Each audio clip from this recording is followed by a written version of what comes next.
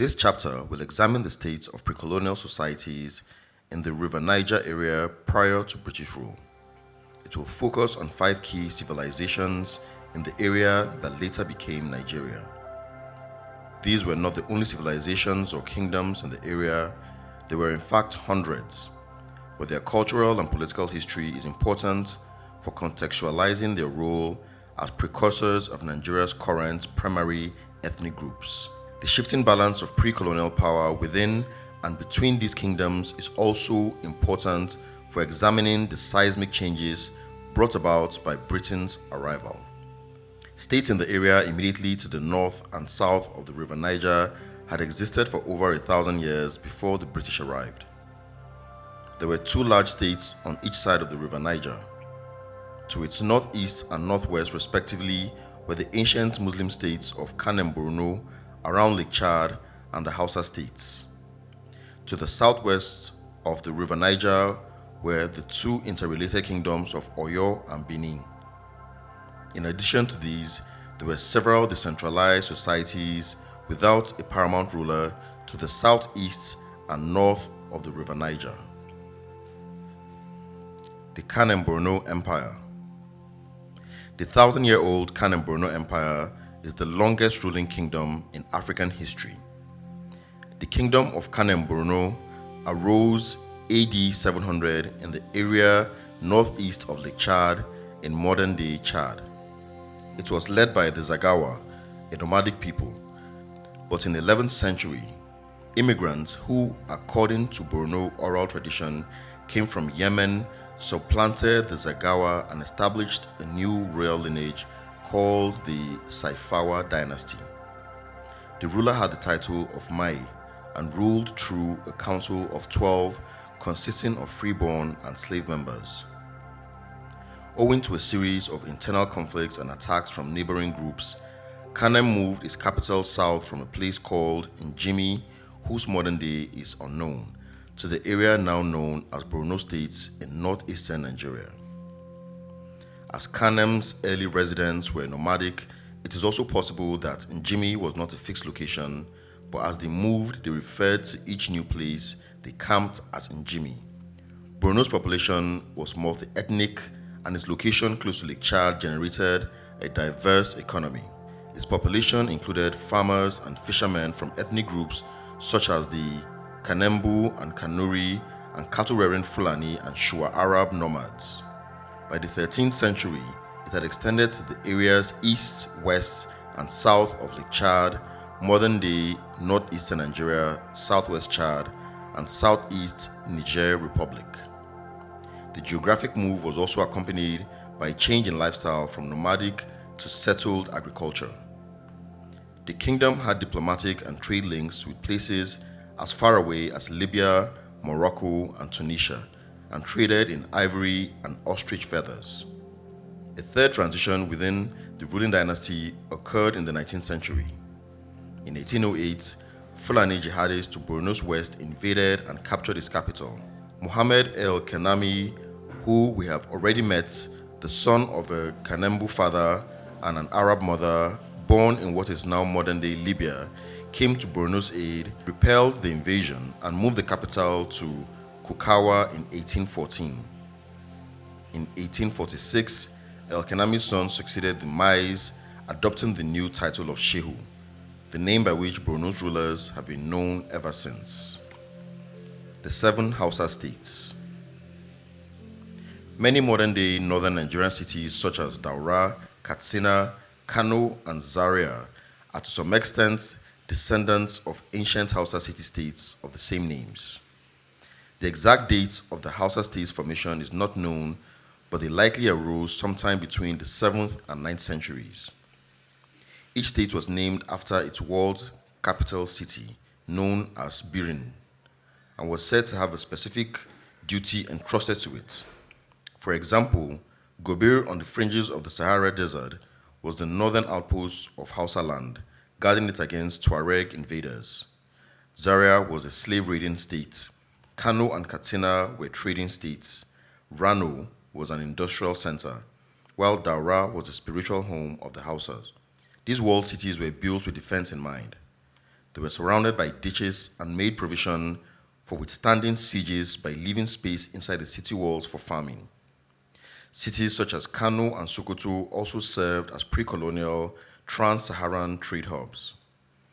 In the mid-19th century, 30,000 camel loads of salt arrived annually in Kano for distribution as far away as Ashanti land in modern-day Ghana. The Ashanti exchanged their gold and kola nuts for livestock, cloth, and salt from Hausa traders. In the 15th century, Zaria had a legendary queen called Amina. She was reputed to be a fierce warrior who, according to oral legend, after conquering enemy armies in the battle, would choose a lover from one of their warriors and then execute the next morning after making love to him. Although they were culturally related and similar to each other, the Hausa states were not governed by a single ruler and were politically independent. Each was ruled by a Sarki, king, who was assisted by a titled class of aristocratic officials known as Masu Sarauta. Underneath the ruling Sarkins and aristocratic Masu Sarauta were the commoners, known as the Talakawa. Although they spoke the same language, Hausa, it was common for the people of the Hausa states to refer to themselves by the name of the states in which they resided. For example, Katsinawa, those from Katsina, and Kanawa, those from Kano. A group of light-complexioned, tall, slim immigrants to Hausa land caused perhaps the most seismic change ever to occur in northern Nigeria. These immigrants were cattle-rearing nomadic people who had dispersed over thousands of miles across West Africa. They looked so physically different from their neighboring ethnic groups, and their language was so different as well, that it is certain that their origins lay far away. Many of them migrated to Hausa land from the area that is now modern-day Mauritania and Senegal. The immigrants were known by many different names. The French called them the Pio. The Kanuri called them the Fulata, while the Hausas called them Fulani. They referred to themselves as Fulbi. The catalytic figure behind the 19th century transformation of Hausa land was an Islamic cleric of the Torobo Fulani clan, whom a British army officer described as the African Napoleon. Usman Dan Fodio ancestors migrated to the Hausa state of Gobir from Futa Toro in modern-day Senegal. His father, Mohammed Fodio, was an Islamic cleric. Hence, Usman was known as Dan Fodio, son of the learned. Oral tradition states that Bawa, the Sarki of the Hausa state of Gobir, hired Dan Fodio to be a religious malam, teacher, for the royal house, and that one of his pupils was a prince of the royal house named Yunfa.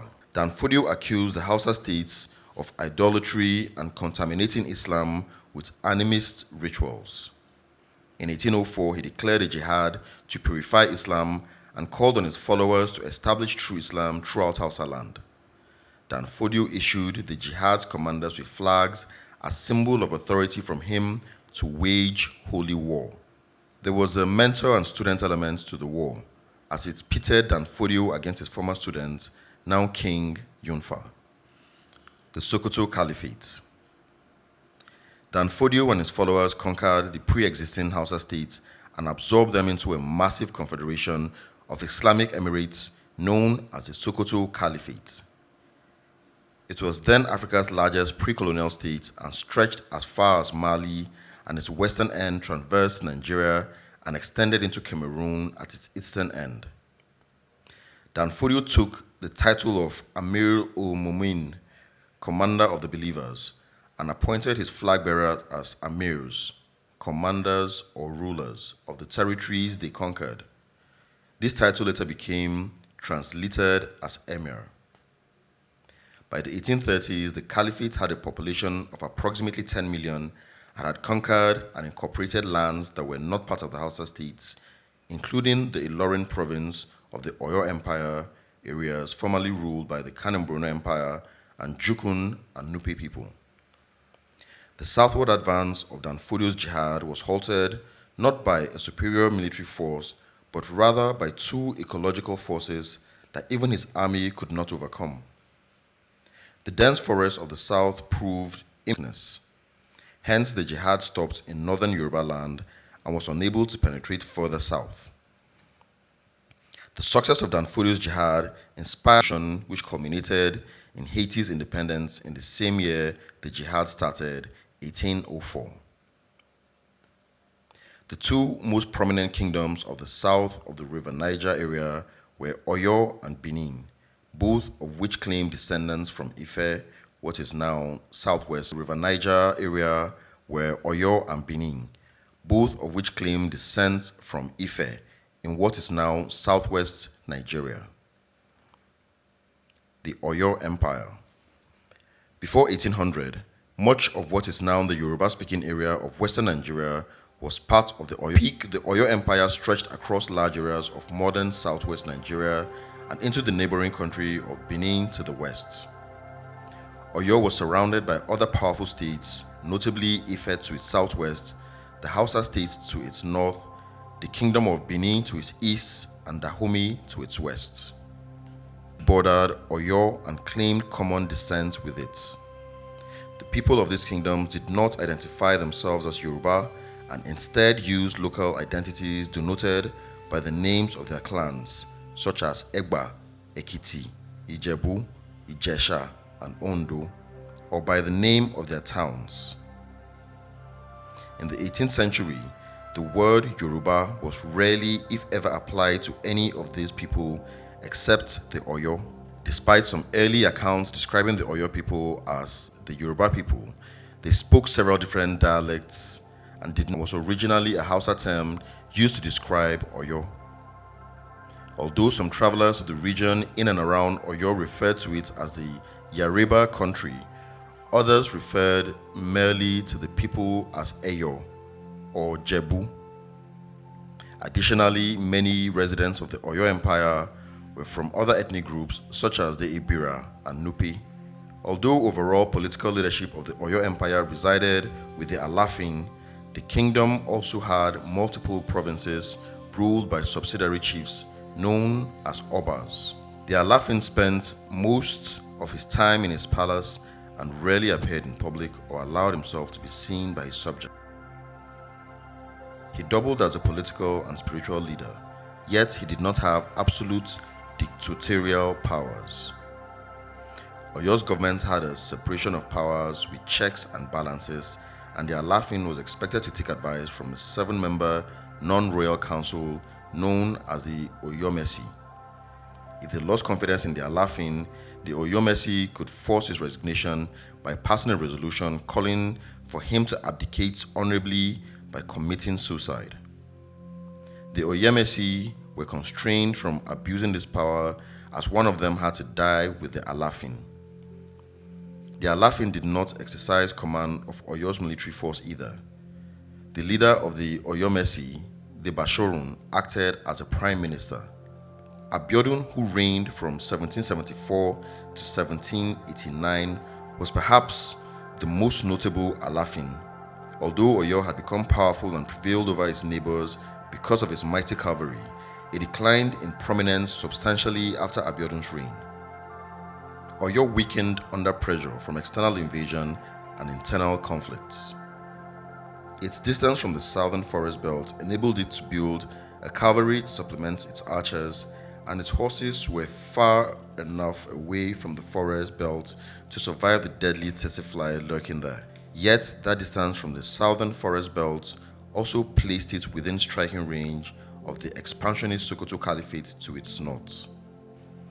In 1823, Fulani armies invaded and captured Ilorin. In 1836, the Fulani armies also invaded, sacked and destroyed Oyo's capital. After the capital fell, the city was evacuated and the Alafin fled south and founded a new Oyo capital about 100 miles further south. The invading Fulani armies also sacked many of the northern Oyo towns, and refugees fled south to found new cities at Ibadan and Abeokuta. Although the Oyo dynasty continued, its territory dwindled and it never regained its former glory. By the time British colonial ambitions increased in the late 19th century, Yoruba land was in chaos. After a series of internal rebellions and successions whereby various towns declared independence either from Oyo or from its neighboring kingdoms, the area was destabilized by several wars. Apart from throwing the region into ferment, the flow of refugees caused long-standing societal changes. The refugees who fled south later embarked on a reverse migration several decades later that facilitated both the growth of Christianity in the area and British invasion of it. Many of those who fled the wars became educated by British missionaries, returned to evangelize in the region, invited further British involvement, and created the orthography of Yoruba that led to the merging of the different dialects and identities in the region into a Yoruba national identity and language that stretched beyond the Oyo region. The Benin Empire. The most numerous ethnic group in the Benin Kingdom were the Edo people, sometimes called Bini. Bini is the Nigerian kingdom with the longest history of pre-colonial contact with Europeans. By the time Nigeria came into existence, the kingdom already had over 500 years of trade and other relations with Europeans, including the Portuguese, Dutch, and British. Contact with Portugal was so routinized that Portuguese was spoken in the King of Benin's court, and Benin and Portugal exchanged emissaries to visit each other's lands. In the 16th century, Benin sent some of its citizens to Portugal to receive religious instructions in Christianity and report back. The Benin Kingdom was located in what are now the modern-day Edo and Delta states in Nigeria. Although the precise date of its formation is uncertain, oral tradition places it around the 12th or 13th centuries. This tradition also acknowledges the ancestral links between Benin, Oyo, and Ife. Benin had many cultural and historical similarities with the Ife and Oyo kingdoms, such as the concept of divine royal lineage. Like its counterparts in Ife and Oyo, the Benin king, the Oba, was a political and spiritual leader and derived his authority from a god. The similarities in royal administration and terminology between Benin and Oyo suggest that oral traditions regarding ancestral links between the two were more than allegorical. For example, the Oba had an advisory council of 6 chiefs known as the Ozama, who played a similar role to the Oyemisi in Oyo. Other officials in the Oba's court held titles that were phonetically identical or similar to the Oyo counterparts. Although Benin was not as geographically large as the Sokoto Caliphate to its north, from around 1440, under the expansionist Oba Ewarwe, the kingdom expanded from a small area only 15 kilometers in radius and overran neighboring communities among the Yoruba to Benin's west and some Igbo communities to its east. Benin's influence extended so far to its west that Lagos was its vassal state. Ewarwe also reconstructed the capital city according to a new symmetrical pattern. Benin City was distinguished by great feats of engineering and technology, some of which were unprecedented at the time. It was surrounded by massive external and internal walls, which both marked the capital city's boundaries and also separated some 500 villages within it. The walls extended for over 16,000 kilometers. According to the 1974 edition of the Guinness Book of Records, Benin's city walls were the largest earthworks ever constructed in the world prior to the industrial era.